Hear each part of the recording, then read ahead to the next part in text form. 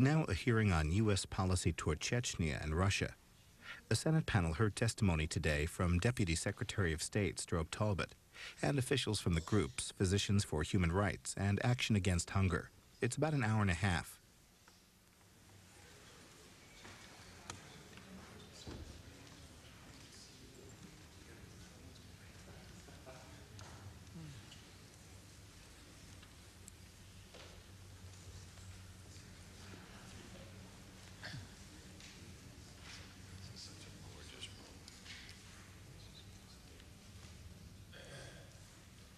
Good morning. The hearing will come to order.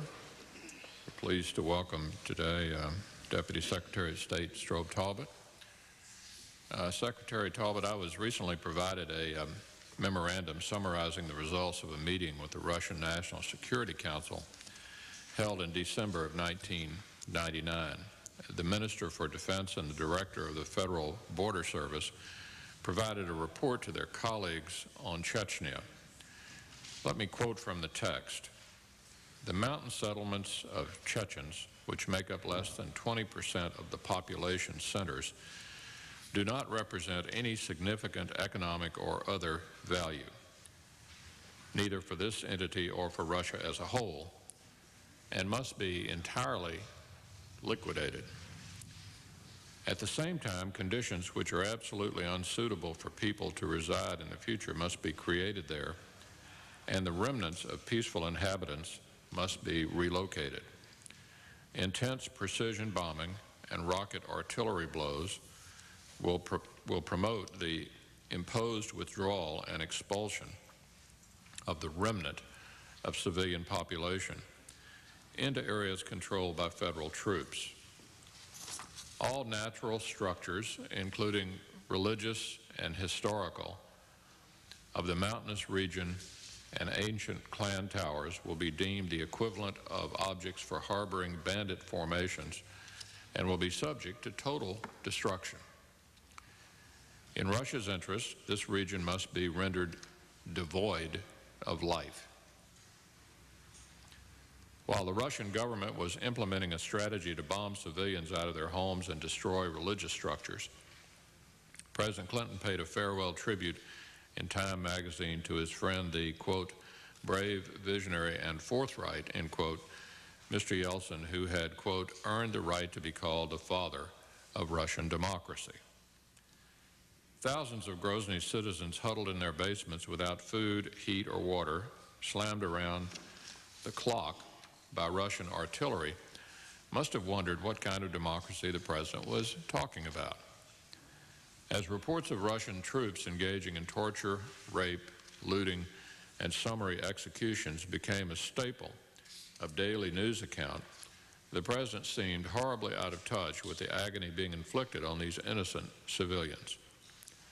Rather than condemn the savagery of the military's attack on civilians, rather than call for a ceasefire and negotiations, the president said the question for Yeltsin's successor was not just how to liberate Grozny without killing thousands of civilians, but whether this war becomes a model for how to deal with other problems. Secretary Talbot, the Russians have bluntly answered the president's question, but they didn't say liberate, they said liquidate, and they meant civilians. Now, adding insult to considerable injury, the Russians are denying the UN High Commissioner for Human Rights access to villages and camps. There is a familiar quality to the Russians' performance, burning villages, expelling and torturing civilians, then denying the international community any access to investigate. It all sounds very familiar. Didn't we just go through this with Milosevic? I know the Russians claim they are only doing what NATO did in Kosovo, restoring order. But let's be clear, NATO waged a military campaign to allow civilians to return to their homes. The Russians have waged a campaign to destroy them. Secretary Albright recently opined that the administration has clearly stated our concerns over Chechnya. Clear words are a weak substitute for clear action. We should actively press both bilaterally and multilaterally to achieve three goals. First, We should support immediate and unrestricted access for humanitarian relief works, human rights investigators, and the media. President-elect Putin says he supports the dictatorship of law. Accepting the presence of these organizations will tell us whether the President intends to emphasize dictatorship or the accountability of laws. Based on the UN High Commissioner's trip this week, he's coming up a bit short. Second, we must promote and participate in credible political negotiations, not the charade we have settled for in Nagorno-Karabakh. Without compromising our commitment to Serbia's claims of territorial integrity or sovereignty, we invited Kosovo's leadership, including the KLA, to talks in Rambouillet. We can and should participate in a similar effort to end the carnage in Chechnya. Finally, our interest in regional stability can only be enhanced if we also vigorously affirm our commitment to the independence of Russia's neighbors. This can take any number of forms, including expanding international monitoring on the Georgian-Chechen border. We should also insist on prompt, full Russian compliance with their CFE treaty obligations, thereby reducing the destabilizing regional deployment of conventional weapons. As an aside, I note that the President claimed his mission to India and Pakistan failed because the Senate rejected the Comprehensive Test Ban Treaty. I might suggest if the administration had a more credible record of encouraging compliance with existing obligations, whether CFE or START, there might be more support for entering new commitments. Secretary Talbot, when you appeared here in 1995, the military's war in Chechnya had caused immeasurable misery for the civilian population. I said then that our approach seemed to be cheerleading for Yeltsin rather than being the champion for democracy. 5 years later, Grozny is a wasteland, leaving over 200,000 refugees without homes or futures. We aren't champions of democracy. To hundreds of thousands of Chechens, we must appear to be chumps. It is not enough to say that we have been clear in our objections to the scorched earth policy. We should act with clarity, principle, and purpose. If Russia rejects that agenda, it rejects the core freedoms and virtues which define democracies. I see no wisdom in shoring up dictators, even if you do dress them up as Democrats. Senator Leahy. Thank you, Mr. Chairman. I believe this is a very timely hearing. We're having Chechnya is being discussed this week at the UN Human Rights Commission in Geneva, and I do very much appreciate Secretary Talbot's willingness to be here today. You know, it is a critical time in our relations with Russia. The Secretary understands that as well as anybody in Washington, and I worry, though, that we keep hearing these claims by Russian officials that the war in Chechnya is over. But if it is over, there's certainly going to be a long time before they recover. And we see last week alone, 32 Russian soldiers were killed in an ambush by Chechen rebels. At the same time, we see the number of Chechens seeking safety in refugee camps is increasing.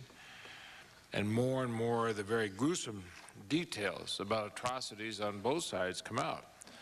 But the atrocities especially by the Russian forces, atrocities showing military out of control, either out of control or being directed to do things that are, without any question, a war crime. Now, some positive steps have been taken. Russian President Putin has assured the International Red Cross access to some of the detention centers in Chechnya. He agreed to a visit by UN Human Rights Commissioner Mary Robinson, but having had that visit, she was still prevented from visiting the places she wanted to visit. And President Putin continues to reject calls for a political settlement of the conflict. You send international organizations there, they face harassment and intimidation by Russian forces. Most have not even been allowed into Chechnya, and the attitude of the Russian forces seemed to be, we'll take care of what we want to do, and then we'll let you in. that's a fairly chilling attitude, and unfortunately, as some very brave journalists have been able to get information back to us, it's obvious why they don't let them in. I'm also told that substantial amounts of international relief aid is being diverted, and that the State Department has discouraged non-governmental organizations from working there, something I'd like you to refer to if you might. Now, on March 29th, we had a rare but welcome move. A Russian military officer was formally charged with killing a Chechen civilian. But that's the exception. It certainly is not the rule. There's little reason to be optimistic the Russian government will conduct credible investigations into allegations of many other violations by Russian troops. Now, it is not on the same scale, but Chechen rebels have also shown little regard for the civilian population. They have committed atrocities. They've established military posts in densely populated areas. And even when the local people have asked them to leave, saying, we don't need your salvation, they've decided that they're going to get it whether they want it or not. So they should be accountable for their actions. Now, President Clinton and Secretary Albright have made clear their objections to the Russian Army's massive indiscriminate use of force against civilian targets in Chechnya. They've called for investigations of human rights violations, and I agree with that. But I think we ought to just call the atrocities what they are. These atrocities by Russian soldiers in Chechnya are war crimes. There's no other thing they can be called. If they are directed by the officers, then they are primarily responsible. If they're simply done by the soldiers in the field, they are still war crimes. There is no international law that would call them otherwise. And there should be no ambiguity about that. And if the United States is unwilling to call them war crimes, then I think we damage our credibility.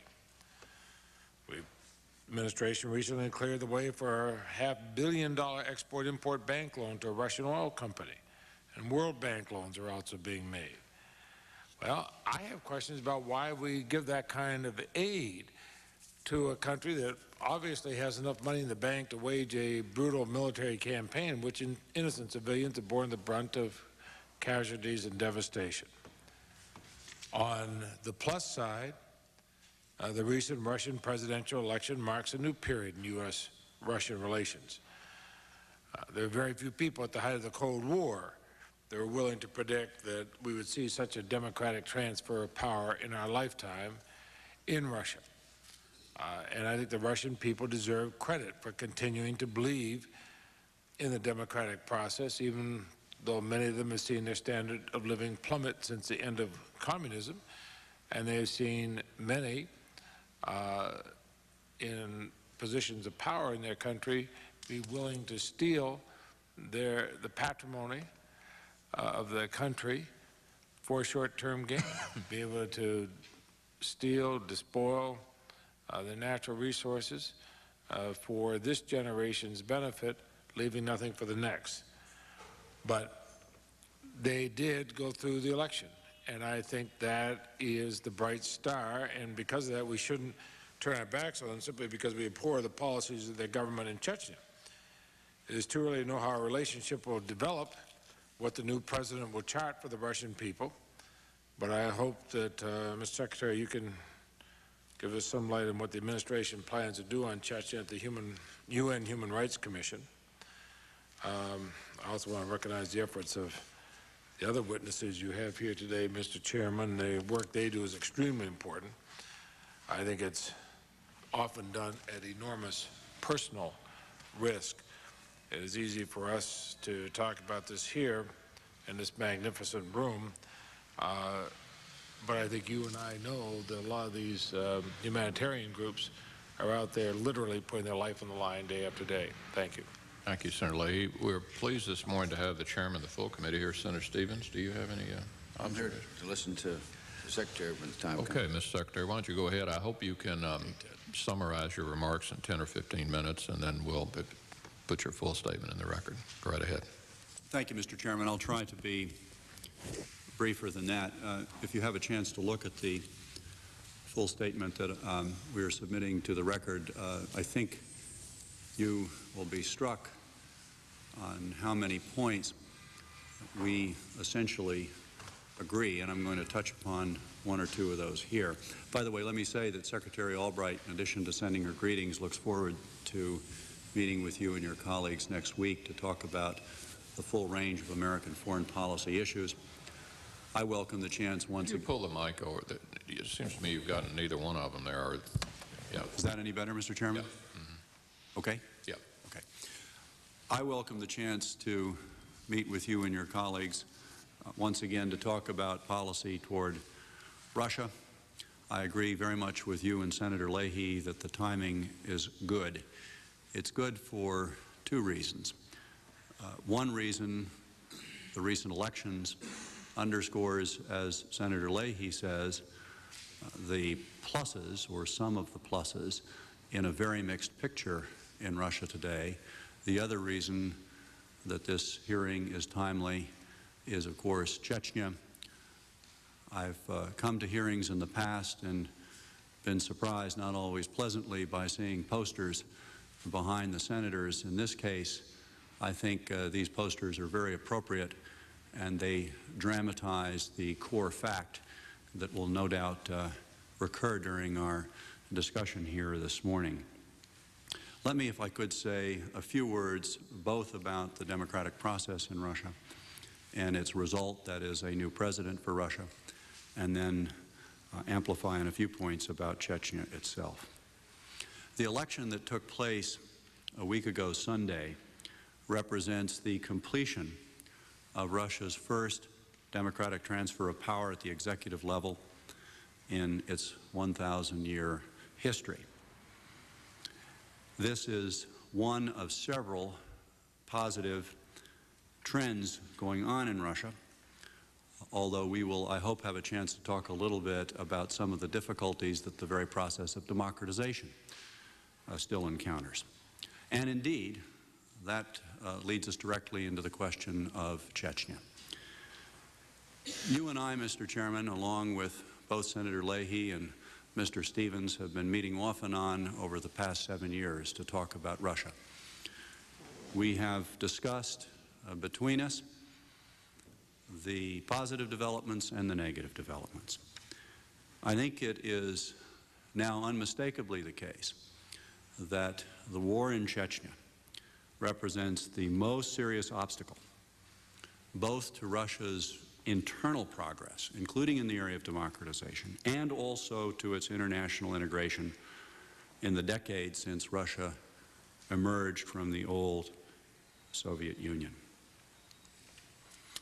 Now, Russia has a new leader, and I'd like to offer a thought or two about him.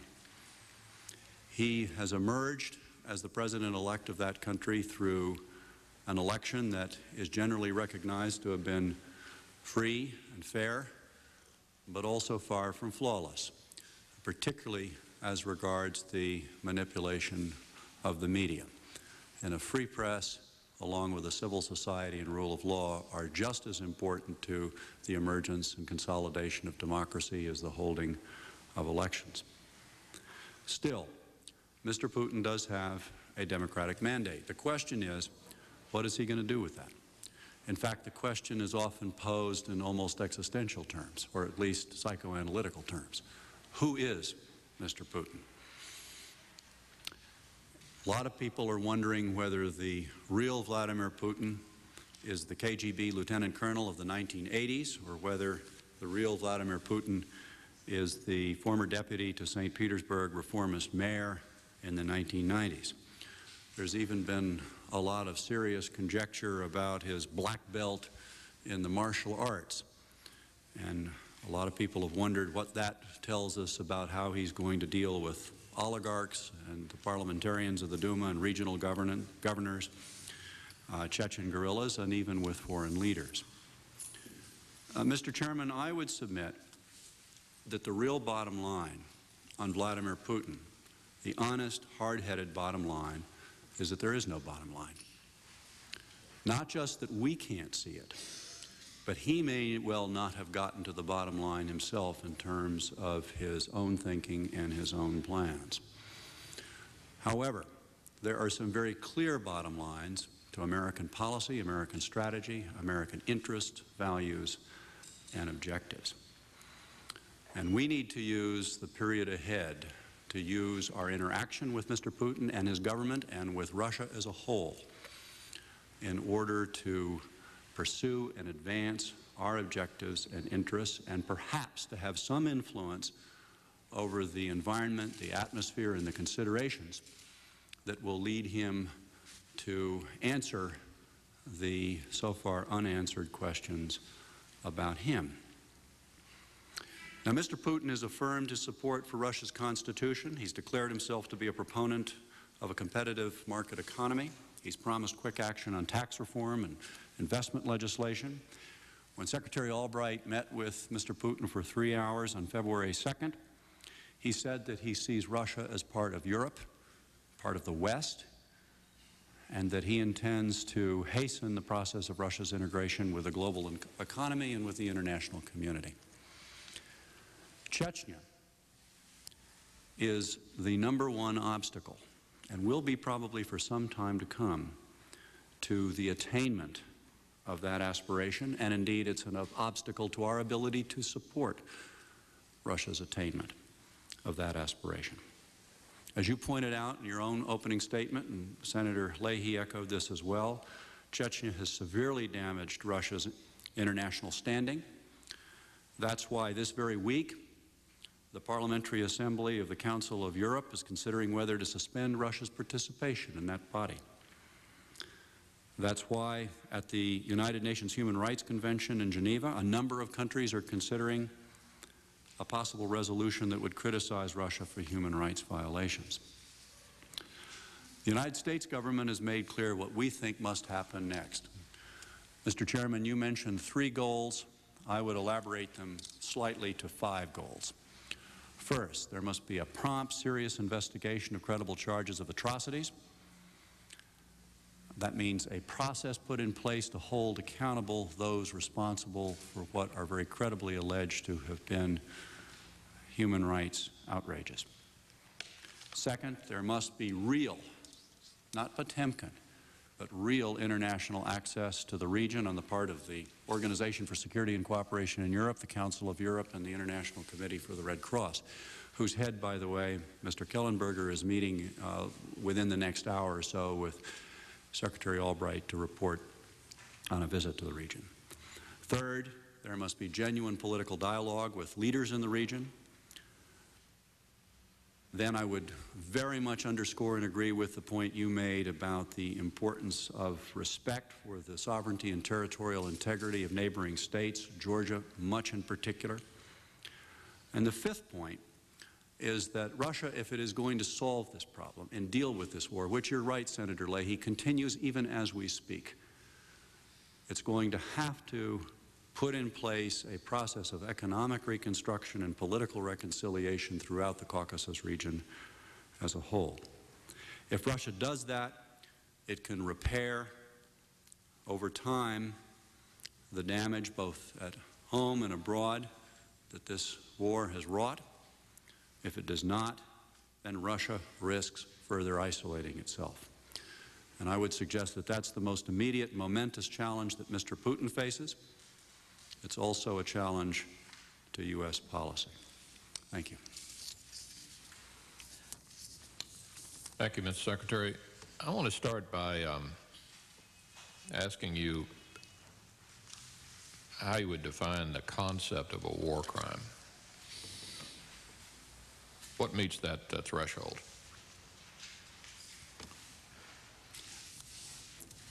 I would respectfully suggest that terminology is not the most important issue here, particularly when we are talking about matters of international law, matters where the terminology can trigger processes over which we must maintain very careful control as regards the United States' own involvement.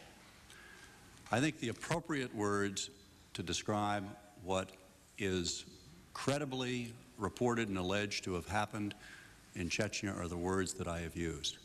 Human rights abuses, outrages, and atrocities. If in the course of our ongoing dialogue you feel it appropriate for us to give you a carefully considered opinion on other terms and concepts, we'll certainly do so. But these are strong words that we're using, as you say, and as Senator Leahy says. The key challenge is not just to find the right words, but to use our influence as the United States and our influence working with partners and allies and the rest of the international community to bring about action on the part of the Russian authorities. Then you would not describe what we've seen in Chechnya as war crimes?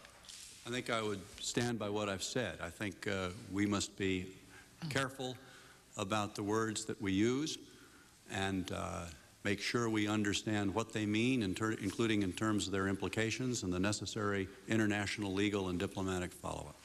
Looking at the pictures of Grozny, which you referred to behind us, before and after the Russians attacked, one shows a thriving city. The shadows show large apartment buildings in the heart of the city, signs of bustling residential life. The second photo is stunning. It's not just rubble, it's totally incinerated. It resembles a lunar landscape. Which gets me back, and I know you're not going to answer this, but I'm going to try one more time. Does destroying 400,000 homes and expelling 200,000 people qualify as a war crime? It qualifies as a grotesque monument to the phenomenon of overkill. You quoted a document that, frankly, I look forward to seeing. I hope you will share it with us that uses the word liquidation. I can't vouch for the document, but I certainly know enough about 20th century Russian and Soviet history to know that that word has a very ugly pedigree. This is clearly liquidation.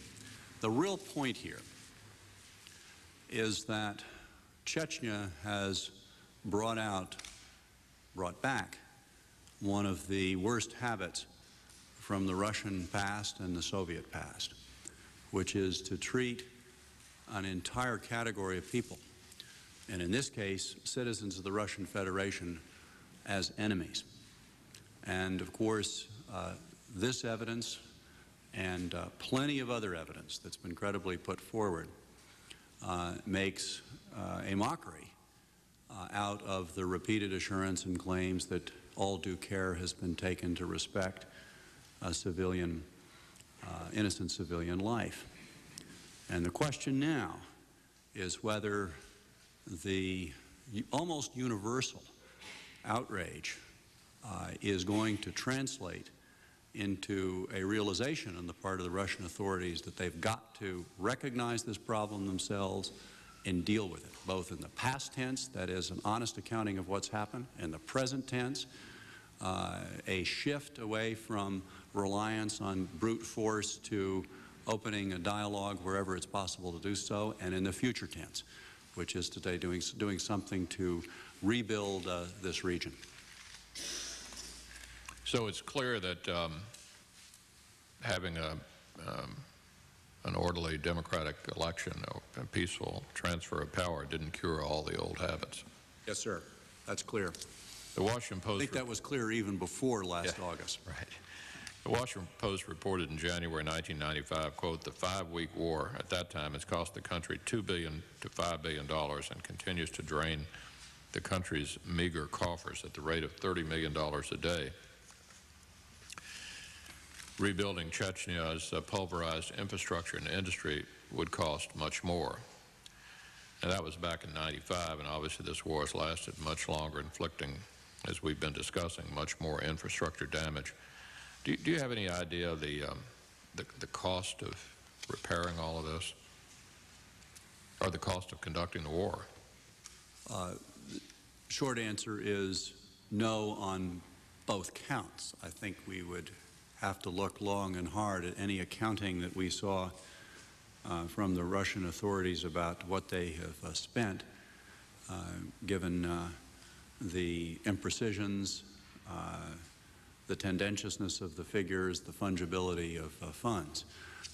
No doubt that the cost, whatever number we came up with from the outside, for what it's going to take to rebuild and repair, it is almost certainly too low, not least because the damage spreads throughout the whole region. As I think you know, and we've discussed at least on the telephone, I've made a point of visiting Georgia on several occasions in recent months. And this war has spread a sense of instability and vulnerability throughout the whole region. That too bears cost. You've been a great supporter, Mr. Chairman, of assistance to Georgia. The lion's share, or at least the largest single item in our assistance to Georgia, has been to help them with border security. That's an extremely high priority item from the Georgians, not least because it reinforces their own sovereignty and territorial integrity, but there are opportunity costs there. Well, I guess the relevant question for us related to cost is, do you believe the Russian government could have prosecuted the war absent international institutional subsidies and support? Yes, I do, sir. In December, when members of G8 met, news accounts indicated that the Germans planned to decrease aid to Russia or ban Russia from participation in G8 meetings until it changed course in Chechnya. Given the fact that Germany is Russia's largest creditor, this position would have to be taken seriously. Apparently, at the same time, Britain and France were considering similar options. I'm told the U.S. rebuffed these suggestions. If there was an emerging consensus of our allies to take tough action, can you explain why we either opposed or missed this opportunity? Well, I have been struck, having been directly involved in deliberations and consultations with our G7, and I'm saying here G7 colleagues. Senator Stevens, thank you for coming by. I look forward to continuing our own conversations. I have been struck by the high degree of harmony among us.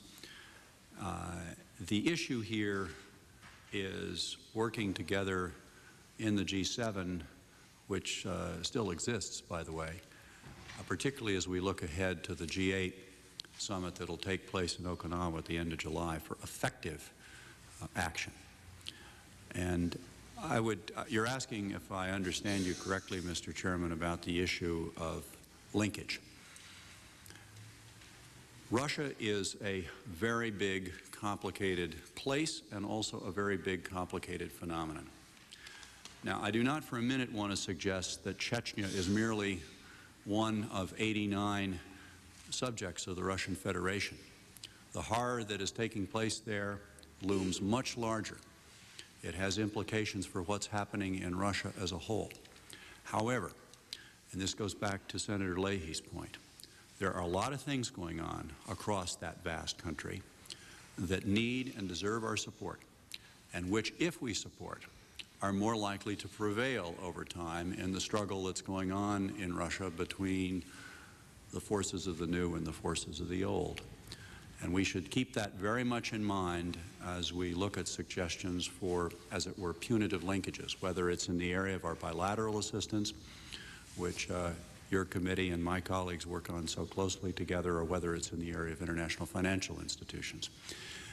Okinawa is coming up. It's at the end of July, but there are more immediately a number of international bodies meeting, which I referred to in my opening statement, that have made very clear to the Russians that Chechnya casts a shadow over this whole range of relationships and transactions. Milosevic troops bombed, then burned villages to the ground, forcing civilians from their homes. Fueled by ethnic hostility and racism, his soldiers carried out summary executions, looting, rapes, and other unspeakable atrocities.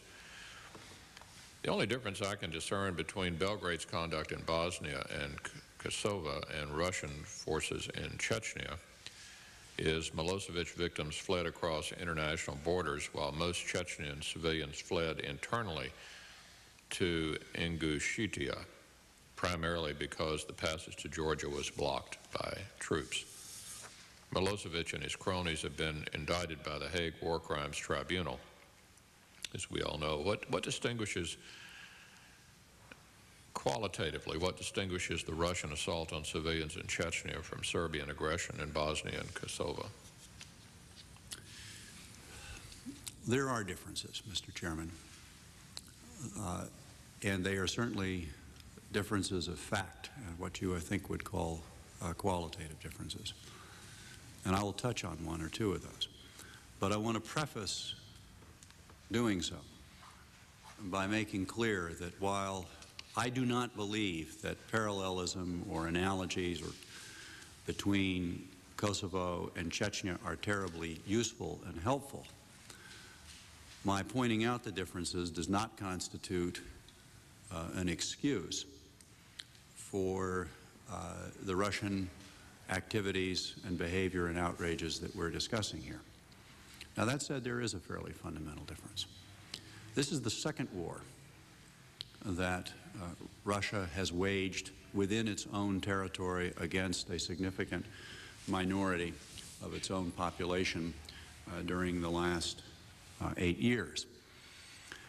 This most recent round began when Chechnya had become a kind of anarchist's paradise and unquestionably a hotbed of various kinds of extremism, secessionism, and terrorism.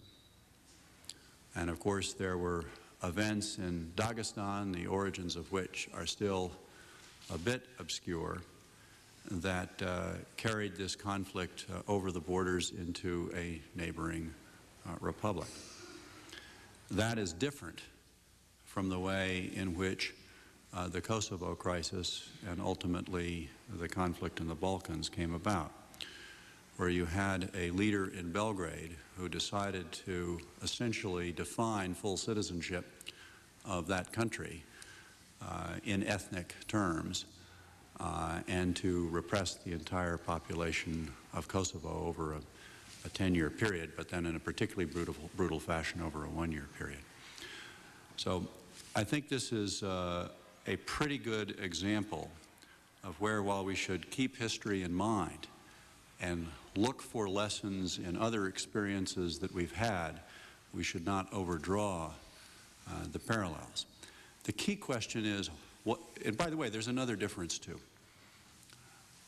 The former Yugoslavia, which is to say Serbia, is not by any stretch of the imagination a democracy. Russia today is an electoral democracy.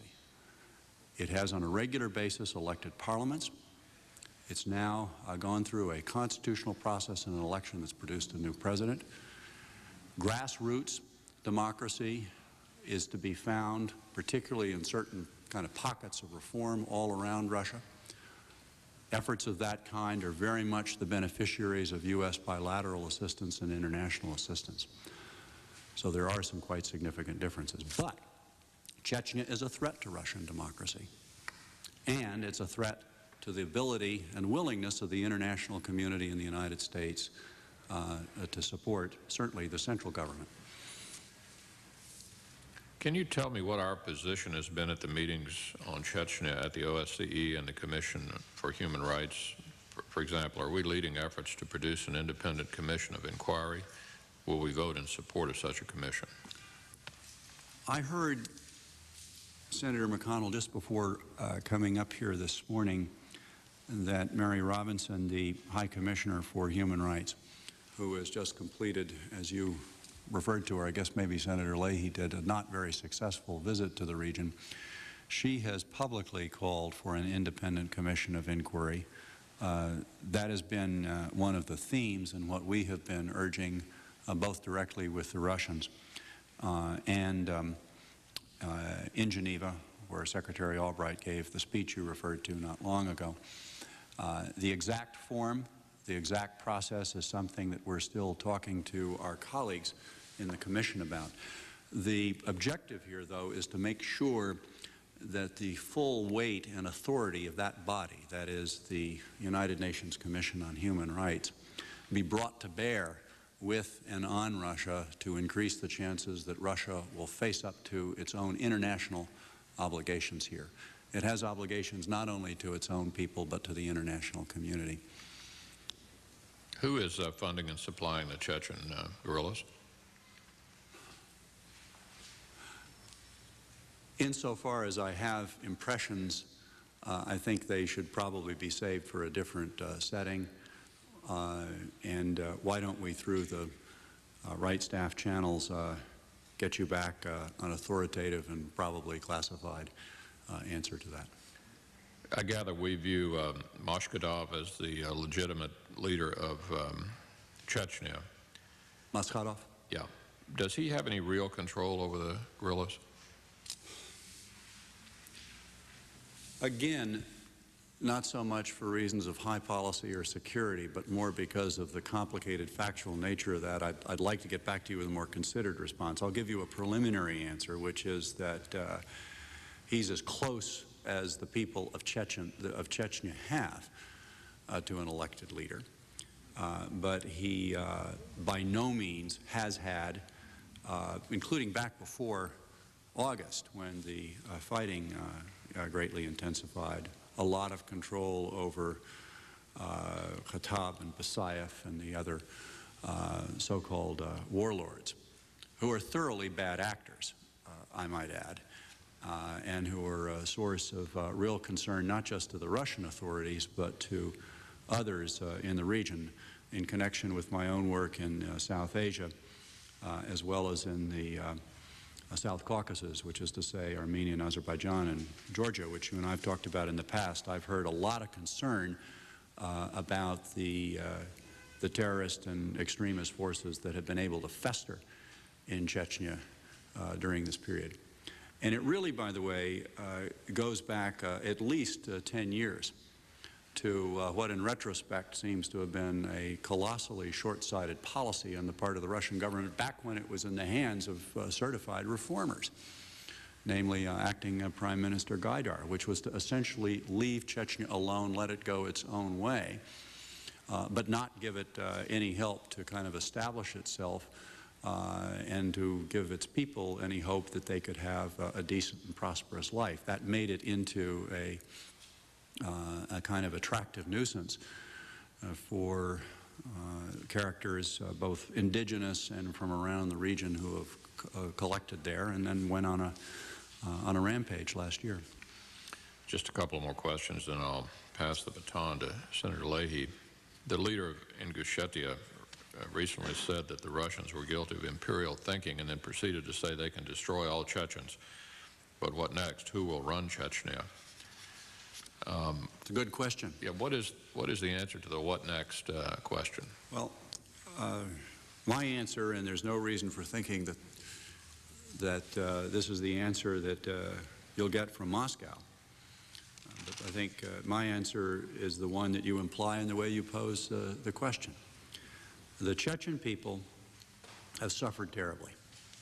They've suffered terribly at the hands of an inadequate leadership of their own. They've suffered terribly at the hands of extremists and terrorists in their midst, and they've suffered terribly at the hands of the Russian authorities. They need to be, first of all, given safety.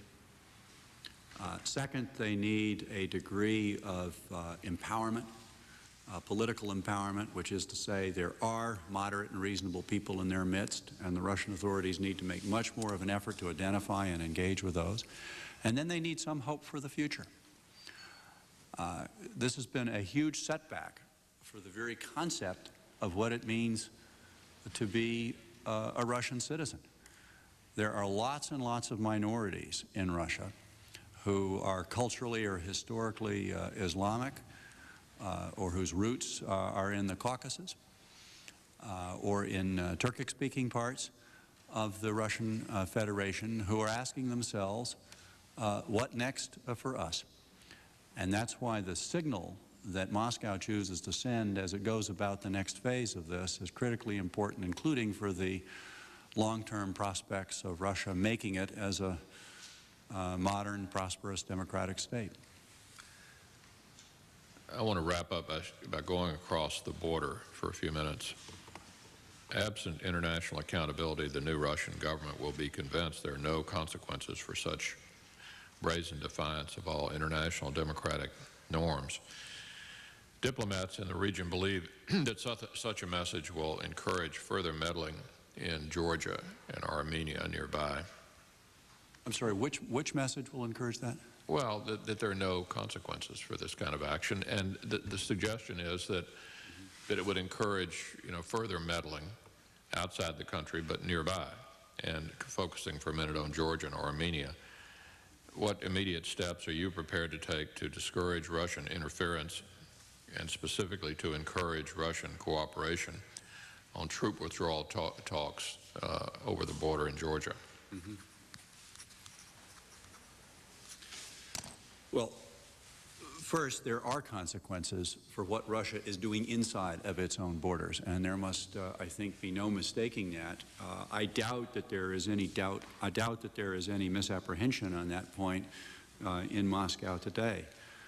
Russian diplomats, and no doubt others, are working overtime to cope with a growing wave of international, not just indignation, but also international determination to induce Russia to fundamentally alter course in Chechnya itself. Next, the border between Russia and the former Soviet republics to the south, particularly Georgia and Azerbaijan, is a bright red line in terms of the international community's view that the sovereignty and independence of those countries matters deeply to us. Whenever any of us speaks about Chechnya, whether it's President Clinton in Istanbul when he got into a very frank public exchange with President Yeltsin, whether it's Secretary Albright when speaking in Geneva to the United Nations Human Rights Commission, or me today, we always make the point that we respect Russia's sovereignty and territorial integrity, and we understand that Russia has both a right and responsibility to combat terrorism and extremism. And then we go on to take strong issue with the means that Russia has used, which are, among other things, counterproductive in terms of Russia's own interests. But we also try, whenever possible, to mention the other states in the region, and particularly Georgia, which feels especially vulnerable. Now, what can we do about it? With a lot of support from you and from this committee, we have been able to work with the Georgians to beef up their ability to look to their own border security. We've worked with the OSCE to increase the number of OSCE monitors that are operating there. We've used our good offices in Moscow. Secretary Albright and I have both been personally involved in this to make sure that the Russians understand both what we see as the danger of an overflow of the fighting into Georgia, and also to work with the Georgians if there does appear to be any kind of activity in the northern part of Georgia that might, worst case, serve as a pretext of some kind for Russian intervention there. You mentioned getting implementation of Russia's obligation to withdraw its forces, not only from Georgia, by the way, but also from Moldova. And there's a representative of the Moldovan embassy here at this hearing today. We have made that ever since the agreement in Istanbul last year on the CFE treaty a priority issue in talking to the Russians, stressing the importance that Russia move ahead with implementation on those withdrawals, and we've tried to play an appropriate facilitating role among the parties, which is to say among the Russians, the Georgians, and the Moldovans. But we want to see that happen.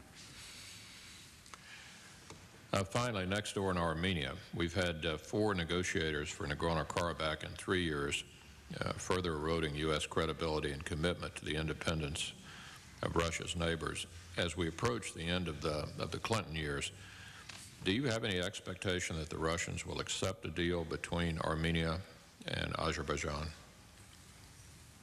Well, as you know, this is an issue and a problem that I've had an opportunity to work on a lot myself, and it's one that you're intimately familiar with. Russia certainly should accept and support an agreement that President Kacharyan and President Aliyev might be able to work out between themselves on Nagorno-Karabakh. I think I talked to you at the time last fall, shortly after coming back from my own mission to the region, which coincided with the slaughter in the parliament and the assassination of Prime Minister Sargsyan, which was a horrible event in purely human terms, but also had devastating and long-lasting implications for Armenian politics and therefore for the diplomacy of the region.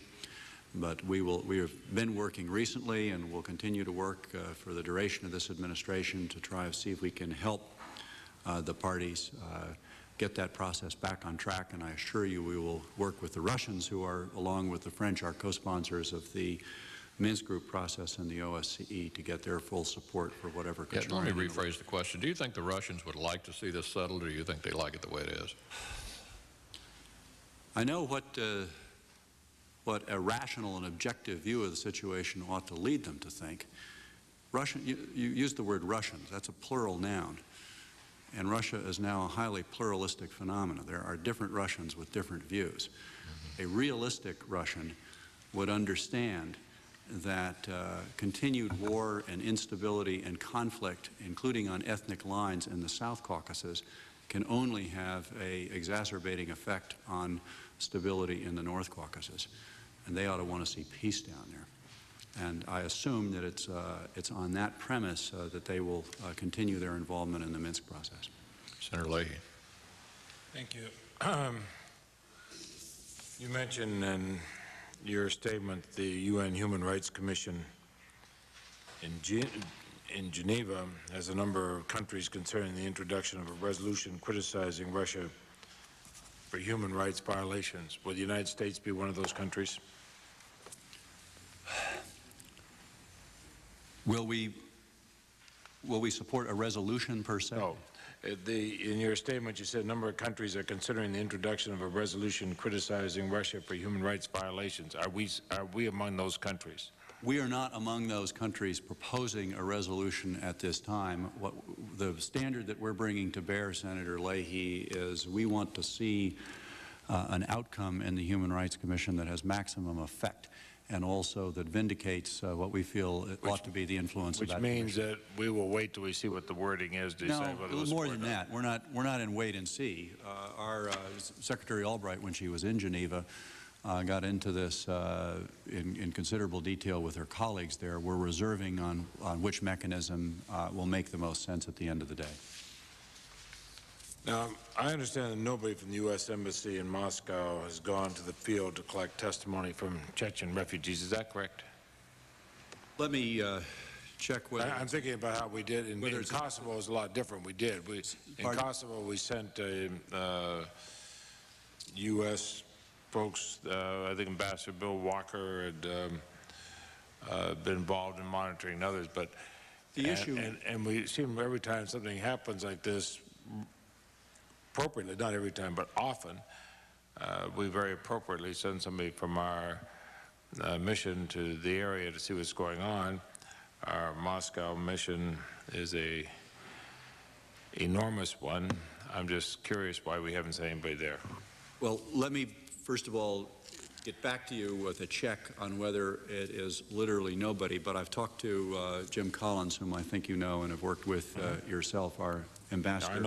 I know Ambassador Collins very well. There's one responsibility, overarching responsibility that he has and that we have, and that is for the safety not only of American diplomatic and foreign affairs personnel, but also we bear a responsibility for the safety of any American citizens. There are some representatives of some outstanding NGO groups here in the hearing today who very bravely have been or are willing to go down to the region. We owe them the most candid assessment of what danger they would be in, and that's what dictates the position we take on. But they're going. I mean, yeah, I understand that, but they're going. They don't go with any of the added advantages, assuming they are advantages of diplomatic immunity and such.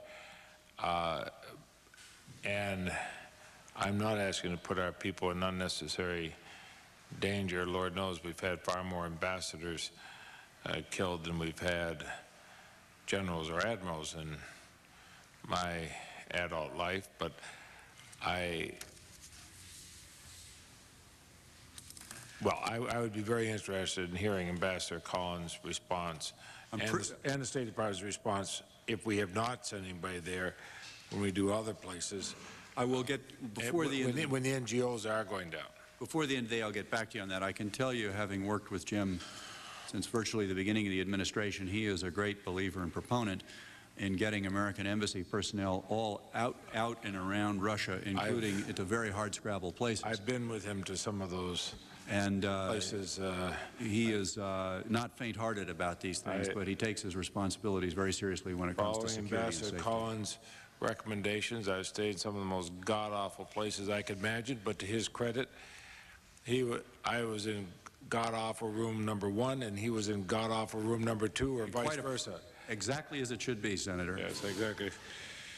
And I would have, if I'd been along, I would have probably shared his room. He with said the worst part about it, you could hear me snore through the walls. But anyway, we are providing about $10 million in humanitarian aid for the victims of the war in Chechnya.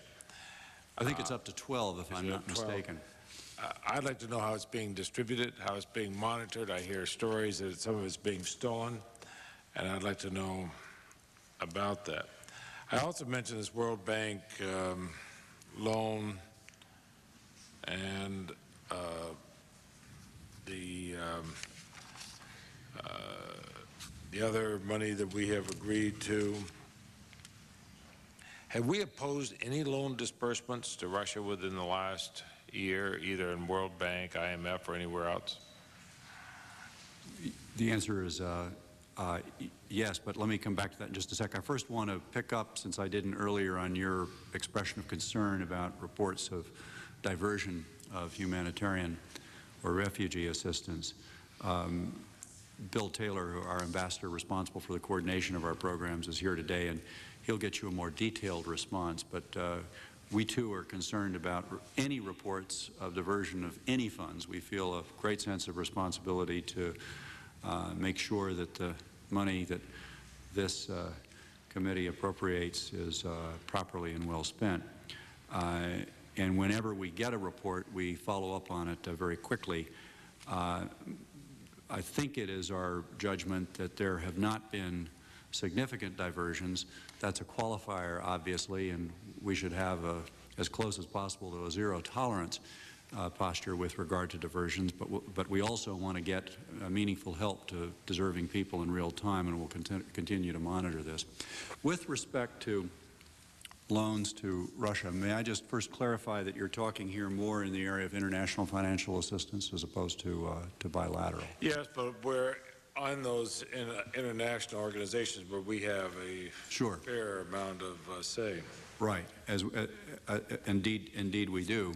And Secretary of Treasury Summers has been very much part of the core team working on Russia policy since the beginning of this administration. So he brings a lot of relevant experience to bear in his current capacity. And the Treasury, of course, has the lead in working with the IFEs, especially the IMF and the World Bank. Since the real, credible, and subsequently vindicated charges of various kinds of scandals with regard to IFE money last year, there has been no IMF money. There is another tranche under consideration, but it is not going forward. Russia has not met the economic conditionality for that next tranche. There has been, if I'm not mistaken, a World Bank loan for the restructuring of the coal sector. And in that case, it's because they did meet the economic conditionality. Back to the aid, it says up now $12 million for the Chechens. How is that aid distributed? Who do we give it to? I can do one or two. Pardon? Does it go through NGOs? Does it? I can do one or two things. I can either get back to you, or I can ask Ambassador Taylor to come to the table. Why don't you get back to me on that? Okay. I was actually supposed to be at a hearing at 11, and I'm But I'd like to know if it's going through NGOs, which NGOs. If it's not going through NGOs, why is it not going through Ambassador NGOs? Taylor is nodding, which means that primarily through NGOs. I'm sorry, I didn't hear. The UN Commission for Refugees and the International Red Cross, as well as a variety of NGOs. Okay, perhaps, Ambassador, you could give me the list of who it's going through.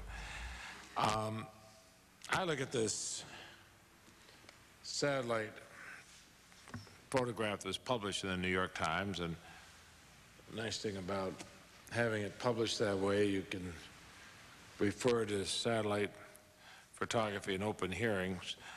I also think of other satellite photography I've seen, and photography on the ground to the extent that journalists have been able to get it out. And it is horrible. The Physicians for Human Rights report that the over 1,000 people they interviewed, 40% of them said they'd seen Russian troops kill Chechen civilians. There's reports of rape and torture in the Russian filtration camps. I guess about 1,000 people are being held there. Mary Robinson was not allowed to visit there, and she is a woman of, I believe anyway, great credibility and courage, as well as somebody who's willing to speak out.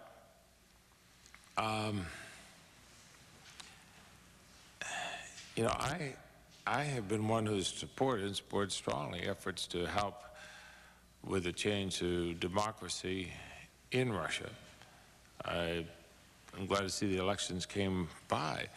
But on the other hand, for our own credibility, just as we closed during the Cold War, we closed a blind eye, or cast a blind eye on the actions of people who became our allies because they were anti-communist, no matter how dictatorial they might be, no matter how many human rights they carried on.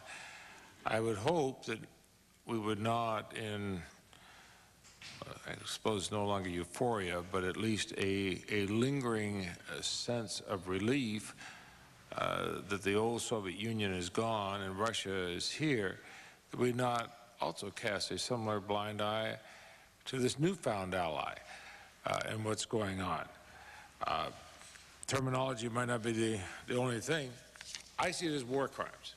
I don't know any other way of calling it. I've looked at the law. I've gone back over what we talk about as war crimes and the war crime tribunals. These are war crimes. They're war crimes, and they're war crimes that are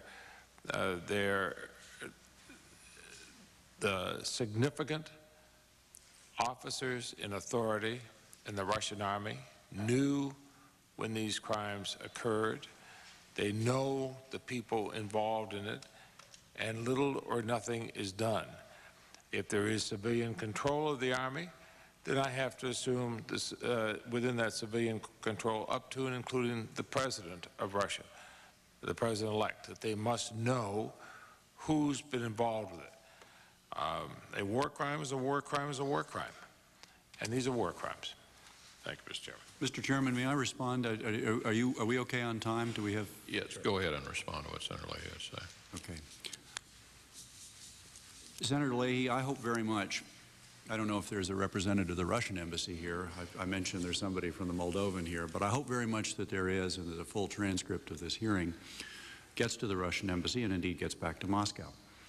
For reasons that I hope you found understandable. I did not want to get into the terminological issue, but I think the fact that two distinguished members of the United States Senate who have been, who between the two of you kind of represent bipartisan support for the principle of engagement with Russia. And Senator McConnell, I remember our conversation on this at the McConnell Center for Leadership in Louisville, where we agreed that the issue was not whether to engage with Russia, but the terms of engagement. The fact that the two of you would insist upon the designation of these atrocities as war crimes carries its own weight, even if it's the weight of the legislative branch and the executive branch is reserving its position on this. That matters. Second point I would make has to do with Mr. Putin himself. No matter who was the leader of Russia today, Chechnya would be a vast problem and obstacle for Russia for all the reasons that we have discussed, but it's particularly so for him because of his own personal identification with this war and the extent to which it was a defining issue and probably the defining issue in his extraordinary rise. I would at the same time, though, hope and ask for both of you to support this proposition, and that we keep in mind that a great deal is going on in Russia that we should continue to support. Our assistance programs, bilateral assistance programs for Russia, basically fall into two categories. There's security assistance, the lion's share of which, of course, is funded by the Department of Defense with some help from the Department of Energy, which is basically about ensuring the ability of Russia to comply with international obligations, to dispose of and reduce safely levels of the kinds of weapons that we used to literally lose sleep about when they were aimed at us. But the other category of assistance is support for economic reform, helping Russia in its transition to a market economy, and helping the process of democratization. And in the going back to the end of the Bush administration, since 1992, we have spent a total in bilateral assistance of about little less than $9 billion. Now, we owe it to you to justify in both policy terms and also in terms of accountability every penny of that. But I do think we should keep in mind how that compares to some other figures, like the $4.5 trillion that it cost the United States to prosecute the Cold War, and what we spend in our defense budget.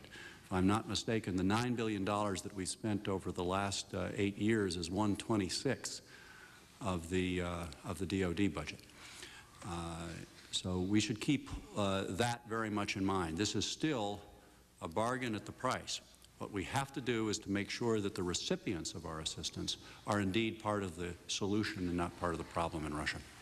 Thank you very much, Mr. Secretary. We appreciate your being here. Thank you. All right, we're going to have, to wrap up the hearing, a panel. Douglas Ford from Physicians for Human Rights and Natalie Arnold from Action Against Hunger.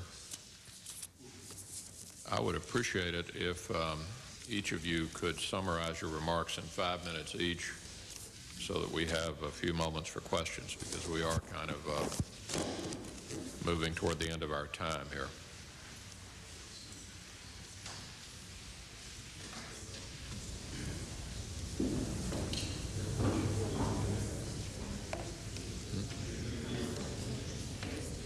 Mr. Ford, if you'd go first, that would be appreciated.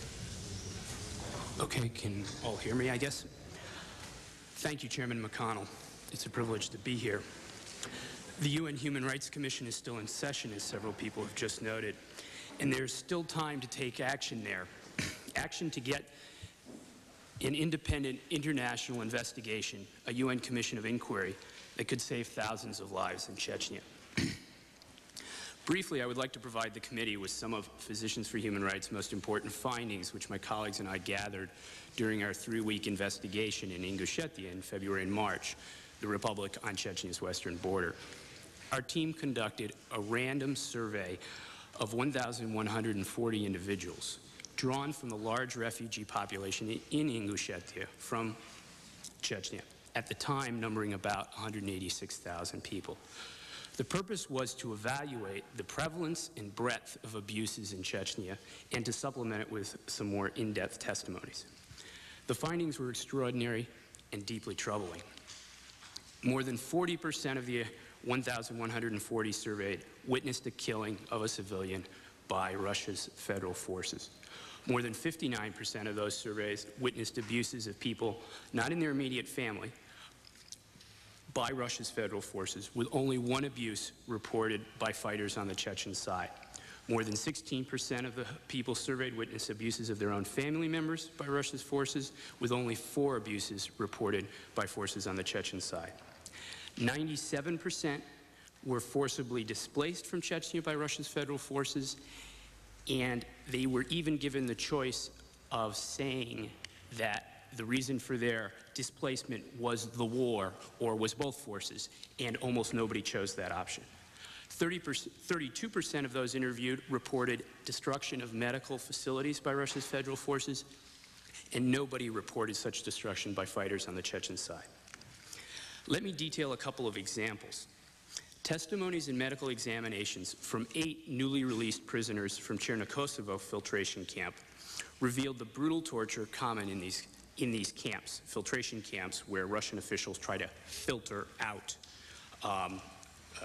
Chechen fighters.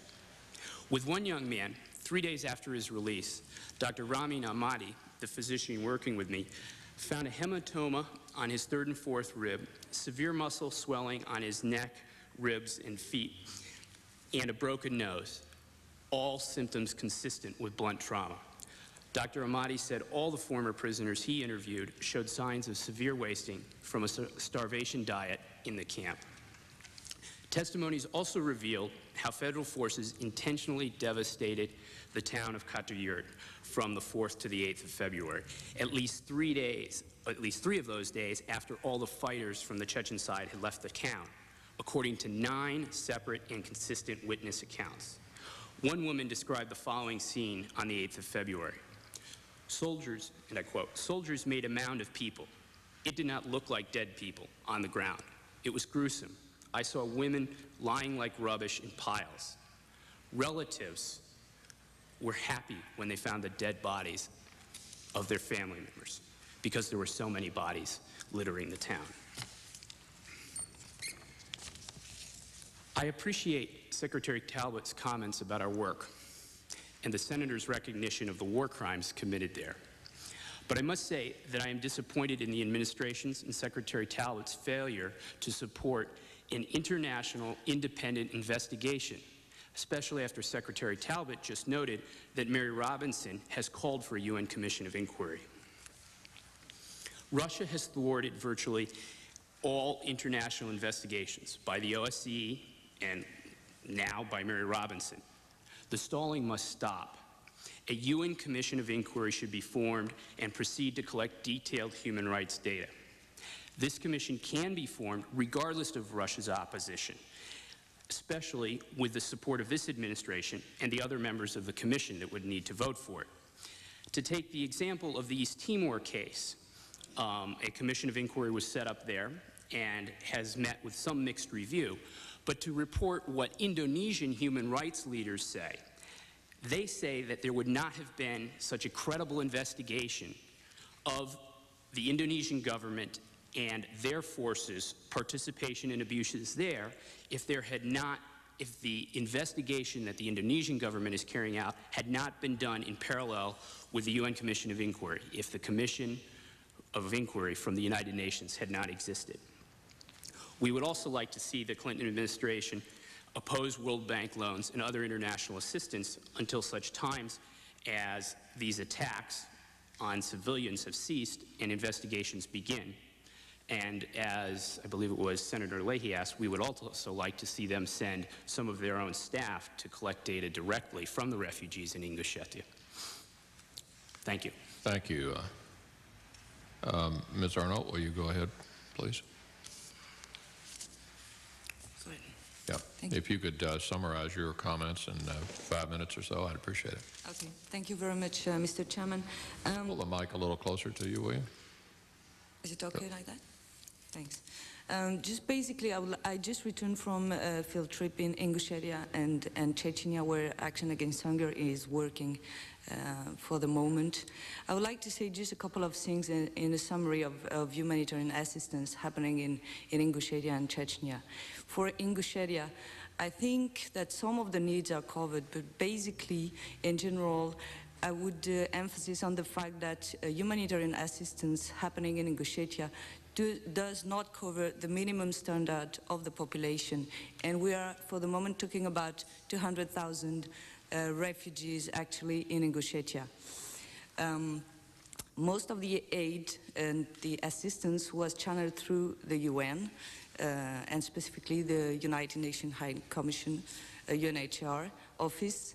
And most of it is indeed channeled through the Russian authorities. And we believe that some of the refugees actually in Ingushetia do not receive, or at least for the past month, did not receive the basic requirements and the basic aid they were supposed to receive, because the Russians are dictating more or less where humanitarian assistance should happen. It's based on that fact that Action Against Hunger started independent assessment and independent distribution and monitoring of its own food distribution within Ingushetia. In Chechnya, up to Gudermes and meet with the administration, the Koshman administration, which is a Russian administration, as well as temporary Chechen administration. As well, I had a chance to visit two villages at the border nearby Ingushetia. Again, I would say that apart from the fact, and you know all the stories about and the general humanitarian situation happening in Grozny, in other towns of Chechnya, I would say, and I would mention that humanitarian assistance is almost not happening now in Chechnya. Very few agencies are working, one of which is Action Against Hunger. We started distribution of food aid in two towns of Asinovskaya and Cernovosk to above 30,000 people. Nevertheless, apart from a single convoy of the United Nations into Grozny, nothing is happening when thousands of people had to flee their villages and where the fightings are still ongoing into Chechnya. We believe, as a summary, and this is the position of Action Against Hunger, we believe that for humanitarian agencies, access should be granted. We, as an agency, have, for the time being, access into Chechnya, even if we have to face some security or some problems at checkpoints because of sometimes the lack of recognition of the army, of the orders from their officers. Access is of paramount and is very important now in Chechnya. That's the main point. The second point, I would say, is that agencies and non-governmental agencies have to work into Chechnya to have direct access to information, first-hand information, in order to get a better idea of the needs of this population and to be able to implement it directly and avoid a politicized humanitarian assistance. On top of it, I would say that very few non-governmental agencies are supported now in Chechnya, as far as most of the funding is channeled through the United Nations. For Action Against Hunger, we are currently receiving direct support from the French government and the European Union. And something curious is that Chechnya is one of the few crises where the United States government doesn't fund directly non-governmental agencies doing impartial and neutral assistance, providing neutral and impartial assistance within Chechnya. So I would call for access in Chechnya and support to non-governmental agencies to provide aid and relieve the suffering of the people of Chechnya. Thank you very much. Thank you. Mr. Ford, on February 26, PHR issued a statement discussing a survey of Chechen civilians, almost half of whom, as you indicated, had seen civilians killed by Russian forces. What led to your initial inquiry? You mean to doing the survey? Yeah. We had done a similar survey in Kosovo and had found that this is a way in an environment that is constantly changing and with constant cross-accusations and assertions of the scope of the problem, that it gives us, and we assume the other policymakers and people with influence, information about how widespread and pervasive are the abuses. Where did you conduct the interviews? We were based in Nazran, which is the major city in Ingushetia, and we were given or received a random sample of names out of the computerized database that was funded by UNHCR of the approximately 186,000 displaced persons from Chechnya in Ingushetia. And they were scattered basically throughout the province, or shall we say the flat lands of the province or the republic, where some of them in formal camps, some of them just in private homes, some of them in factories that were still working even though the kids were running around the machinery. So it was in Ingushetia. How recently were the interviews conducted, and how recent before the interviews were the events which were described? We conducted the survey framing the questions as what had, when we interviewed a family member, usually the head of the household, or we would approach the family and ask them to, give us the person who was the head of the household or could give us the best information about what had happened to their family. We framed the questions as, since August of 1999, what have you seen? And so the information varies across that time frame. Most of the people that we interviewed had left Chechnya between late September and mid-November. So the assumption would be many of the abuses were from the fall of 1999. But the time frame of when the displaced had arrived in Ingushetia was from August until February of 2000. So the abuses ranged across that time. And specifically, the testimonies about Cherna, Kosovo, the filtration camp, and about Katayurt came from people who had arrived in Ingushetia in mid to late February. Do you think the worst is over? Excuse me? Do you think the worst is over? I wouldn't want to speculate on how Russia or the Chechen fighters would wage the war, but we all read the papers, and the war's clearly going on, and all the reports are that there's current abuses, and that there needs to be something done to change the way the war is being waged and to generate accountability for what has happened. I want to go back to the war crime issue. Can you explain in terms the public can comprehend exactly what constitutes a war crime? And let me go ahead. Set aside the legalities of the Geneva Convention and the Genocide Convention and describe how abuses meet that threshold. For example, do you require a pattern of abuses, a type of abuse, a racial or ethnic motivation, a civilian target? How do you define a war crime? To be honest with you, I'm not fully prepared with our internal briefing on a war crime, but if I can hazard a couple of comments that I think are within the realm of our understanding. I mean, first of all, a war crime, if you were to truly judge it on international standards, should go before a tribunal and there should be a verdict. And obviously, we don't even have a tribunal, so we don't even have a verdict. So that legality aside, the conventions, the Geneva Conventions, the Genocide Convention, and other human rights and international humanitarian law treaties are what we refer to define war crimes. And those treaties call for armed groups to not murder, kill civilians who are not engaged in the conflict, to permit doctors and health professionals to operate, to take care of the injured regardless of which side they are on. And the documentation we have seen violates provisions such as that. So I would say that's why we call them war crimes, in reference to those instruments. Can you discuss the role the U.S. has played in support of an independent commission of inquiry and access for your organization and others who sought to investigate the abuses in Chechnya?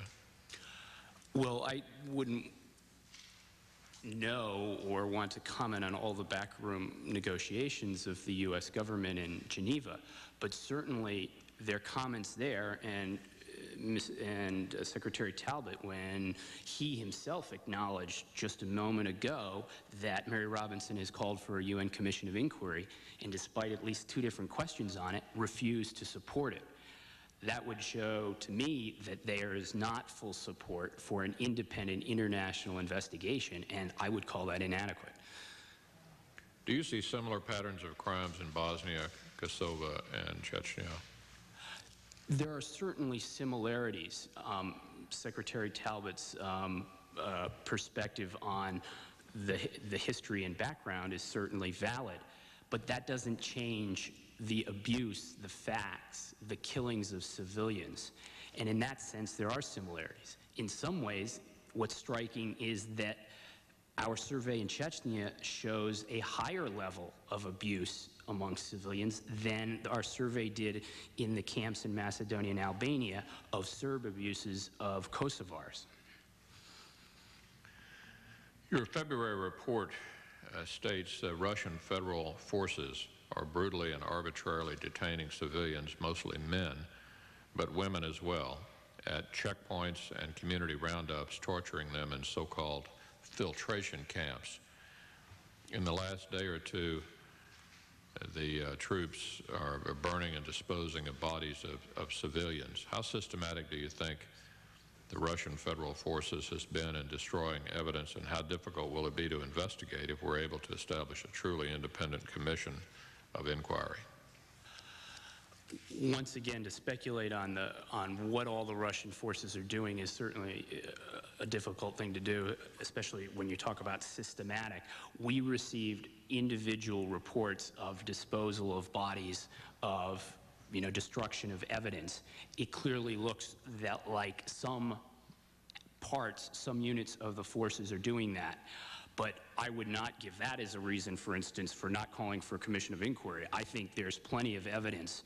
You just go to the camps in Ingushetia to document serious human rights abuses and war crimes. What about on the other side?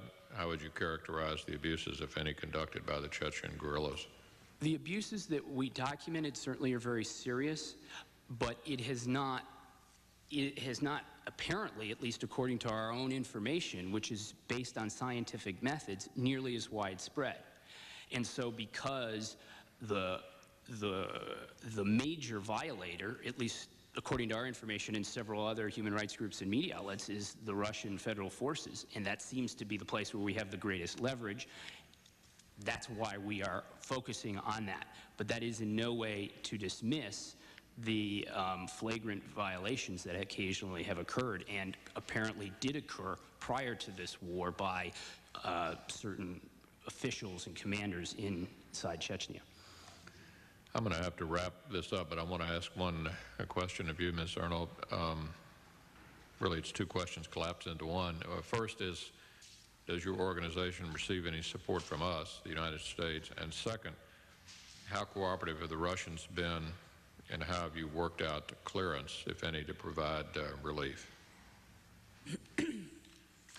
Thank you very much. Specifically, Action Against Hunger is not receiving any support from the U.S. government right now. We are keeping some of your offices informed about the ongoing situation, humanitarian situation in Chechnya and Ingushetia through our field reports, and but that's all for now. As far as I know, I don't think the U.S. government is now funding directly any non-governmental agency in Ingushetia and in Chechnya. And to answer about the clearance, for now we had some various discussions at different levels with the Russian authorities talking about the Koshman administration and to get some authorization of movement within Chechnya. We got it on paper for now. We tried this paper. It is partly working, but still some problems remain at some checkpoints with some of the security. So it's a matter for us to negotiate each time and to discuss and explain again and again and again what we are doing and where we are going and how our organization is working. It hampered a little bit humanitarian assistance now, but we believe it is possible to continue passing on the message and insist on the Russian administration about access for humanitarian agencies. Well, I want to thank you both for the important contribution you've made here today to our review of this tragic situation, and congratulate you also for the fine work you're doing. Thank you very much. This hearing is concluded. Thank you very much, Mr. Chairman.